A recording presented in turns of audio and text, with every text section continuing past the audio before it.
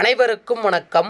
இது உங்கள் அடைக்கல அன்புள்ளங்கள் சேனல். இதுவரை நம்ம சேனலை சப்ஸ்கிரைப் பண்ணாதவங்க சப்ஸ்கிரைப் பண்ணிக்கோங்க. நம்ம ஒவ்வொரு வீடியோவும் உடனே உங்களுக்கு நோட்டிஃபை ஆகணும்னா பக்கத்தில் உள்ள பெல்லைக்கான கிளிக் பண்ணி ஆல் அப்படிங்கிற சிம்பலை கிளிக் பண்ணுங்கள். அப்போ தான் நான் போகிற ஒவ்வொரு வீடியோவும் உடனே உங்களுக்கு நோட்டிஃபை ஆகும். நாம் இந்த வீடியோவில் பார்க்க போகிறது என்னென்னா, தமிழில் இதற்கு முன்னாடி கேட்கப்பட்ட 20 முக்கியமான வினாக்களை தான் பார்க்க போகிறோம். முதல் கேள்வி, ஐ என்பதன் பொருள் என்ன? இதற்கான பதில் என்ன அப்படின்னா அழகு. அதாவது ஐ என்ற வார்த்தையினுடைய பொருள் என்ன அப்படின்னா அழகு என்று பொருள். இந்த ஐ என்ற வார்த்தைக்கு தலைவன் என்ற ஒரு பொருளும் உள்ளது. இரண்டாவது கேள்வி, மகாவித்வான் மீனாட்சி சுந்தரனார் பிறந்த ஆண்டு எது? இதற்கான பதில் என்ன அப்படின்னா 1815. அதாவது மகாவித்வான் மீனாட்சி சுந்தரனார் அவர்கள் 1815 பிறந்து 1876 ஆண்டு இறந்தார். மூன்றாவது கேள்வி, குழந்தையின் 13ஆம் திங்களில் நிகழ்வது டேஸ் பருவம்? இதற்கான பதில் என்ன அப்படின்னா வருகை பருவம். அதாவது ஒரு குழந்தையினுடைய 13வது மாதத்தில் நிகழக்கூடிய பருவம் எது அப்படின்னா அது வருகை பருவம். மொத்தம் குழந்தை பருவங்கள் 10 இருக்குது. அதில் காப்பு, செங்கீரை, தாள், சப்பானி, முத்தம், வருகை, அம்புலி என்ற முதல் 7 பருவங்கள் ஆண் குழந்தை, பெண் குழந்தை இரு குழந்தைக்குமே பொதுவானது. மீதி இருக்கக்கூடிய 3 பருவங்களில் சிற்றில், சிறுபறை, சிறுதேர் இந்த 3ம் ஆண் குழந்தைக்கு உரியது. கலங்கு, அம்மானை, ஊசல் இந்த 3ம் பெண் குழந்தைக்கு உரிய பருவம். நான்காவது கேள்வி, பொறுத்துக. மதுரகவி என்று அழைக்கப்படுபவர் யார் அப்படின்னா ஓசை நலம் சிறக்க பாடுபவர், அவர்தான் மதுரகவி என்று அழைக்கப்படுபவர். வித்தாரக்கவி என்று அழைக்கப்படுபவர் யார் அப்படின்னா தொடர்நிலை செயல்களும் தூய காப்பியங்களும் இயற்றுபவர் தான் வித்தாரக்கவி என்று அழைக்கப்படக்கூடியவர். அடுத்து பாவலரேறு. பாவலரேறு என்று அழைக்கப்படக்கூடியவர் யார் அப்படின்னா 4 வகை கவிகளையும் பாட வல்லவர், அவர்களைத்தான் பாவலரேறு என்று அழைப்பர். அடுத்து ஆசுகவி. ஆசுகவி என்று அழைக்கப்படுபவர் யார் அப்படின்னா பாடு என கூறியவுடன் பாடுபவரைத்தான் ஆசுகவி என்று அழைப்பர். அப்போ இதற்கு சரியான பதில் என்ன அப்படின்னா பி ஆப்ஷன்.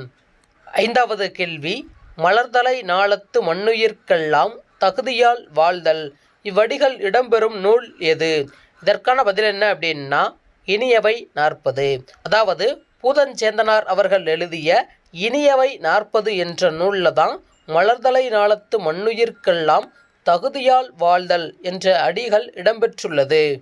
ஆறாவது கேள்வி, ஆசனத்தில் பூசணைகள் அமர்வித்து வெறுப்பினுடன் வாசம் நிறை திருநீற்று காப்பேந்தி மணந்தழைப்ப இப்பாடலடிகள் இடம்பெறும் நூல் எது? இதற்கான பதில் என்ன அப்படின்னா பெரிய புராணம்.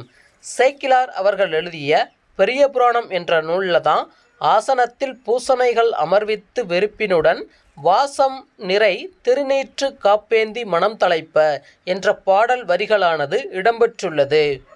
ஏழாவது கேள்வி, நீலமுடி தரித்த பல மலைசேர் நாடு நீரமுதமென பாய்ந்து நிரம்பு நாடு இப்புகழ்மிக்க பாடலடிகள் இடம்பெற்றுள்ள நூல் எது?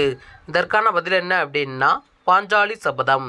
அதாவது பாரதியார் அவர்கள் எழுதிய பாஞ்சாலி சபதம் என்ற நூலில் தான் நீலமுடி தரித்த பல மலைசேர் நாடு நீரமுதம் என பாய்ந்து நிரம்பு நாடு என்ற புகழ்மிக்க பாடல் வரியானது இடம்பெற்றுள்ளது. எட்டாவது கேள்வி, நாற்கரணங்கள் எனப்படுவது டேஸ்? இதற்கான பதில் என்ன அப்படின்னா மனம், புத்தி, சித்தம், அகங்காரம் இந்த 4ம் தான் நாற்கரணங்கள் என அழைக்கப்படுவது. ஒன்பதாவது கேள்வி, தமிழ்கெழு கூடல் என்று மதுரையை போற்றிய நூல் எது? இதற்கான பதில் என்ன அப்படின்னா புறநானூறு. புறநானூறு என்ற நூல் தான் மதுரையை தமிழ்கெழு கூடல் என்று போற்றிய நூல். 10வது கேள்வி, சங்கடம் விளைவிக்கும் சாதியையும் மதத்தையும் தவிர்த்தேன் என கூறியவர் யார்? இதற்கான பதில் என்ன அப்படின்னா வள்ளலார். வள்ளலார் அவர்கள்தான் சங்கடம் விளைவிக்கும் சாதியையும் மதத்தையும் தவிர்த்தேன் என்று கூறியவர். 11வது கேள்வி, 4000 திவ்ய பிரபந்தத்தின் 3ஆம் திருவந்தாதியை இயற்றியவர் யார்? இதற்கான பதில் என்ன அப்படின்னா பேயாழ்வார். பேயாழ்வார் அவர்கள்தான் 4000 திவ்ய பிரபந்தத்தினுடைய 3ஆம் திருவந்தாதியை இயற்றியவர். முதல் திருவந்தாதி யார் அப்படின்னா பொய்கையாழ்வார். 2ஆம் திருவந்தாதி யார் அப்படின்னா பூதத்தாழ்வார். 12வது கேள்வி, தமிழ் எண் கணக்கை தீர்க்க. நூ ஆ ப்ளஸ் கா 0 ஈக்குவல் டு என்ன அப்படின்னு கேட்டிருக்காங்க. இதில் இருக்கக்கூடிய நூ அப்படிங்கிறதனுடைய எண் என்ன அப்படின்னா 3, ஆ என்பதனுடைய எண் என்ன அப்படின்னா 8. அப்போ அது 38 ப்ளஸ்ஸு கா என்பது என்ன அப்படின்னா 1, 0 என்பது 0. அப்போ அது 10. அப்போ 38 கூட்டல் 10 என்பது என்ன அப்படின்னு கேட்டிருக்காங்க 48. அப்போ இதில் சரியான விடை எது அப்படின்னா பி ஆப்ஷன். அதாவது சா மாதிரி போட்டு பக்கத்தில் ஆ போட்டிருக்குல அதுதான் 48.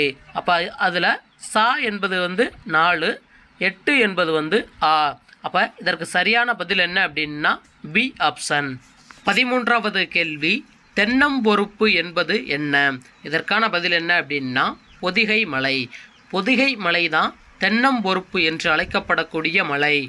14வது கேள்வி, யான் பெற்ற பெருந்தவ பேறு என்னை அன்றி இரு நிலத்தில் பிறந்தோரில் யார் பெற்றாரே?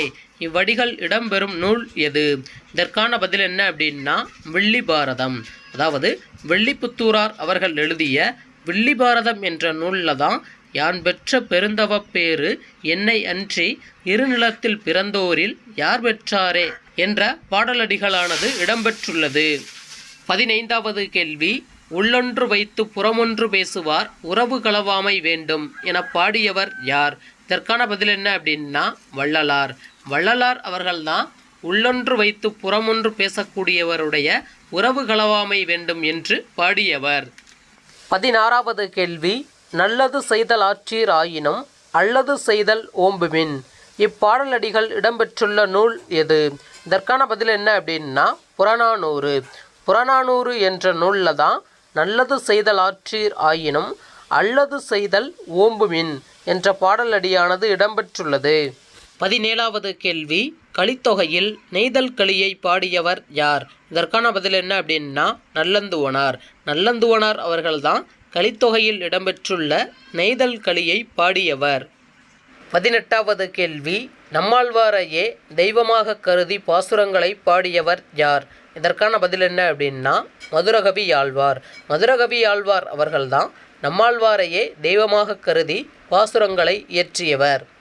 19வது கேள்வி, காந்தியடிகள் எந்த நாடக நூலை படித்தது முதல் தன் பெற்றோரிடம் அன்பு செலுத்தலானார்? இதற்கான பதில் என்ன அப்படின்னா சிரவண பிதுர்பத்தி.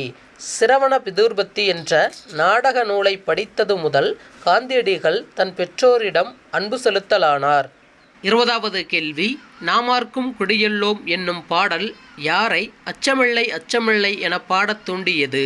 இதற்கான பதில் என்ன அப்படின்னா பாரதியார். பாரதியார் அவர்கள்தான் அச்சமில்லை அச்சமில்லை என்ற பாடலை பாடியவர். அவர் இந்த பாடலை பாட தூண்டுகோலாக இருந்த பாடல் எது அப்படின்னா நாமார்க்கும் குடியெல்லோம் என்ற பாடல். இத்துடன் இந்த வீடியோ நிறைவடைகிறது. இந்த வீடியோ உங்களுக்கு பிடிச்சிருந்தால் லைக் பண்ணுங்கள், உங்கள் ஃப்ரெண்ட்ஸுக்கும் ஷேர் பண்ணுங்கள். வீடியோ பற்றின கருத்துக்களை கமெண்ட் பாக்ஸில் கமெண்ட் பண்ணுங்கள். மறந்துடாமல் நம்ம சேனலை சப்ஸ்கிரைப் பண்ணுங்கள். இதுபோன்ற வீடியோக்கள் மற்றும் மேலும் பல ஷார்ட்கட் உள்ள வீடியோக்கள் நமது சேனலில் இருக்குது. அதையும் பார்த்து தெரிஞ்சுக்குங்க. நன்றி, வணக்கம்.